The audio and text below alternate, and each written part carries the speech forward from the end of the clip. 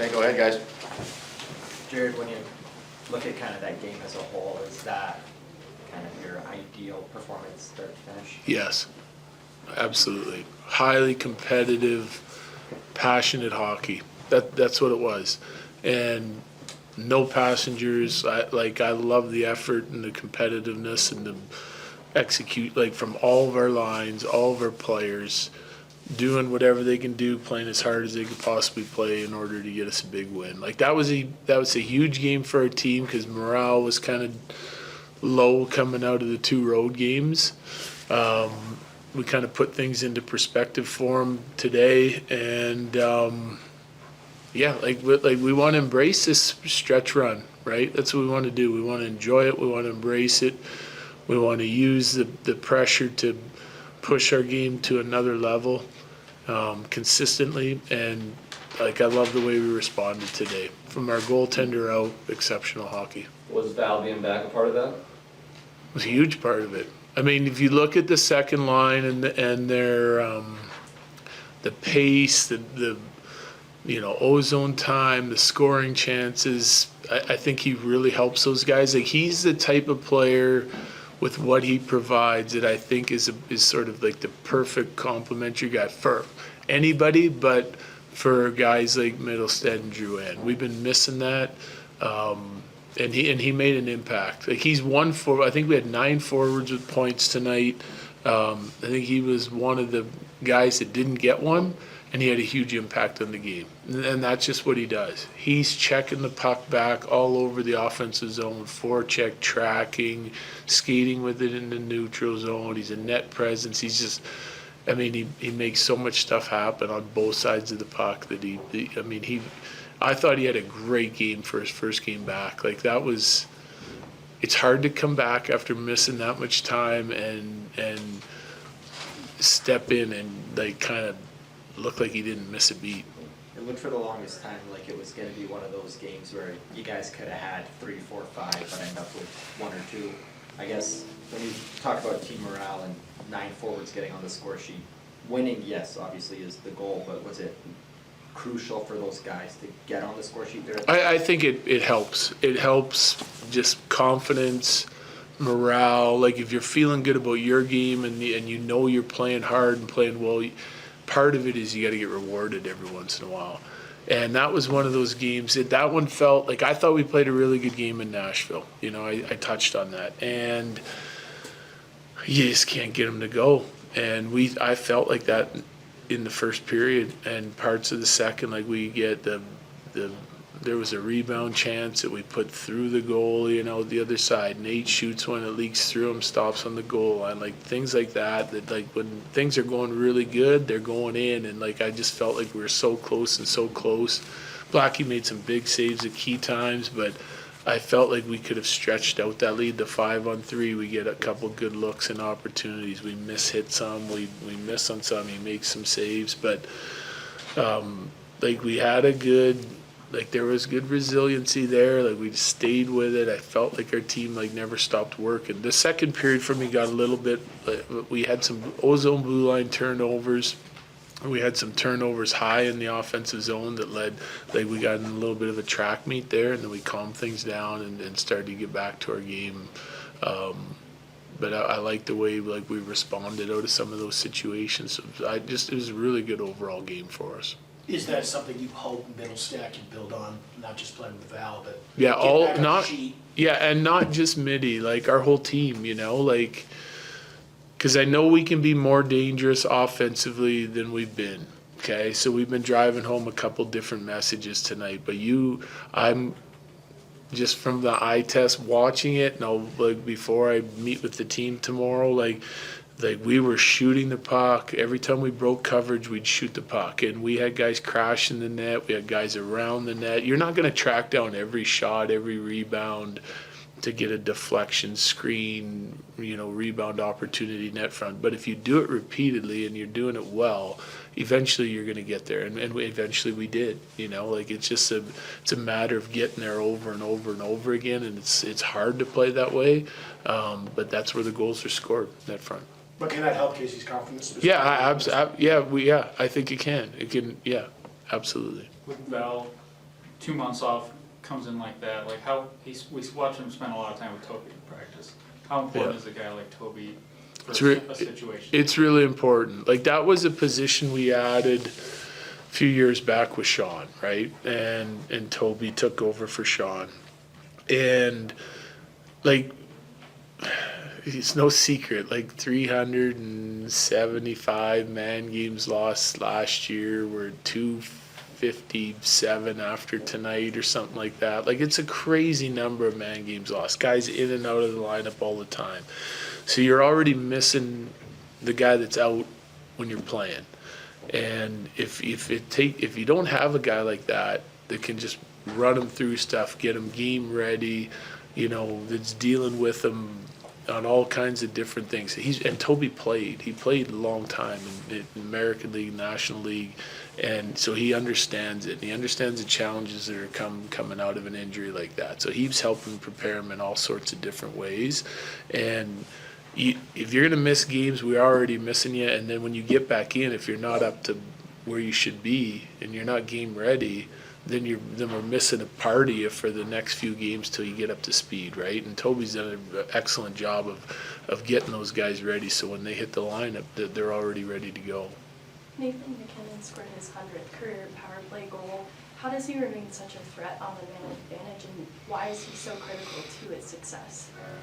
Well, I mean, there's lots of reasons why. Like, number one, he's a breakout machine, an entry machine, right? Like, it's like, I've had this discussion before with a lot of people. They're like, well, he's just a 4-1 drop all the time to Nate. Well, there's some nuances to that. We mix it up with some different things that all kind of maybe to the casual fan looks the same. But he gets you set up more than anybody in the league, so why change it? If it ain't broke, don't fix it. So that's one. So you're already, draws on the right side. One area of the game that Nate's really improved is his face-offs. It's just like he's putting more importance on that, this year than other years, and he's winning lots, and it's leading to more time in the offensive zone. What I really liked about his game tonight, we know what kind of a threat he is when he's up in the umbrella. What I liked about the one tonight is him and Marty have been interchanging positions a little bit, and Nate goes right to the net. Look where he gets the goal. It's right in the blue paint, no corner of the net, and so I think he's adaptable, and tonight he moves out of his normal spot and gets rewarded for it because he does the right thing and goes to the net. There's a lot of movement on that power play, and the second power play goal, that's a huge goal for us, right? They get one off the face-off, we have a breakdown, we bounce back with drawing a power play, and then be able to capitalize on it kind of secures the game for us. Last ones, please. Talking about his, I actually asked him about the fact that his face-offs have improved. Is that something that you had a discussion with him about, or is that something that he just kind of took on his own? Yeah, no, I think it's... Like, I think you get playing, and sometimes there's so many details to the game and things that Nate has to be good at and that he focuses on, right? And I think it's just elevated desire in that spot. He's obviously got a great stick, and he's quick as you can be. So and he's strong. So that's what you need to be a face-off guy, and you work on some technique, and it's just extra effort and to get prepared to face centermen, and then to dig in and find ways to beat them. And that's a stat that you'll see will fluctuate a little bit, but I've noticed this year that he's been much better in that area, which helps us a lot. Almost seems like when Necas came in, him and Mac, and learning the system, were almost kind of stepping on toes a little bit too. That chemistry is since built, and they've had a lot of games to kind of mesh and work together. How important has that been, especially in a game like tonight, and then looking on moving forward? Well, I mean, it's crucial. It's our top line. I mean, if they're not in sync and there's a disconnect, then things aren't going to work real well. But and they've had some so-so games since Marty's been here, but they've also had a lot of really good games and productive games. Like, the only one game that I didn't like them as a group was the St. Louis game since Marty's been here. And it's learning to not just play off one another and sort of learning what each other's tendencies are, but also, you know, there's just like Nate on the power play goal, for example. You have to be a little bit selfish, I think, in this league to score. So I want Marty to continue using his shot. I think he passed up on some shooting opportunities tonight in the slot that I'd like to see him shoot. And some of them were nice plays that just missed, but I think he got himself in scoring areas that he probably could have been a little bit more dangerous.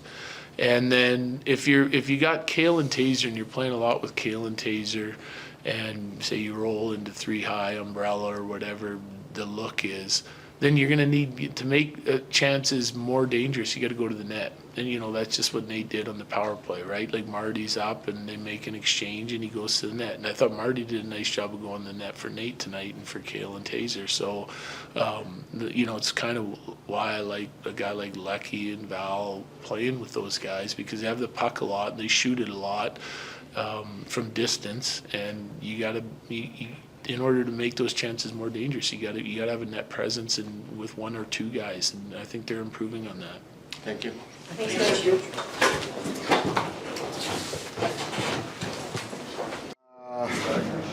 Not really. I don't know. Trying harder, maybe.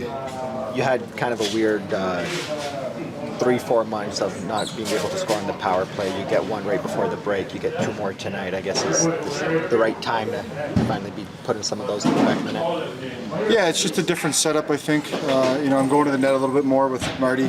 I'm trying to, you know, he's such a good half-wall player in Carolina. Obviously, I watched a lot of video on him when he came here, and he was so good on the half-wall, so I don't want to hog it too much, and I think a little rotation's always pretty good. I think it confuses him a little bit, and a couple easy ones. So, yeah, usually I don't get those, but just a different look.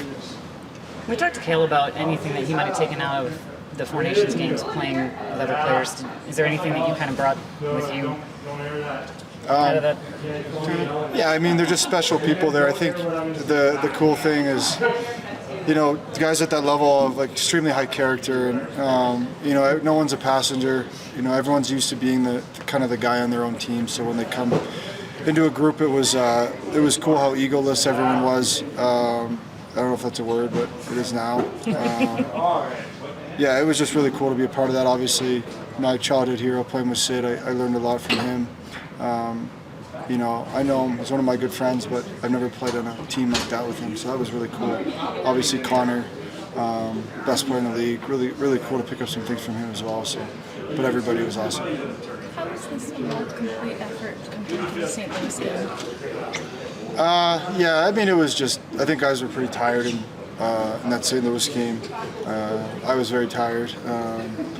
Yeah, it was, I don't know. I think sometimes the break is not great for rhythm. I never really like a break. And maybe some guys don't like breaks. I'm not really sure, but back on track today. So. What did you think about Val's first game back after obviously a long break? Just such a difference maker. I mean, a guy that big that can move like that and his forechecking in the second, the first draw of the second when he got that puck was amazing. I mean, you know, we're tough to beat when he's in the lineup, honestly. We're just a completely different team. He helps that you know, second line a lot. I think he pushes that pace, and he's a beast. Thanks, Nate. Appreciate you so much. Marty, I believe it's 11 or 12 points at this point in 11 games. Feels like you're settling really nicely. Would you agree? Yeah, I mean, we played good hockey before the break, and then, you know, first game in Nashville, we played good but didn't get the result, and then St. Louis, it's probably worst I've seen us play, and you know, big bounce back. Just you got to keep building on this. It's you know, we're battling every night is a huge win for us, and it's nice to be home now. What adjustments were made from that back-to-back to tonight? Just get on the forecheck, you know, work hard. Felt like we were a little flat the second game against St. Louis, and brought a good energy. You know, fans got us going at the beginning, and we got it going.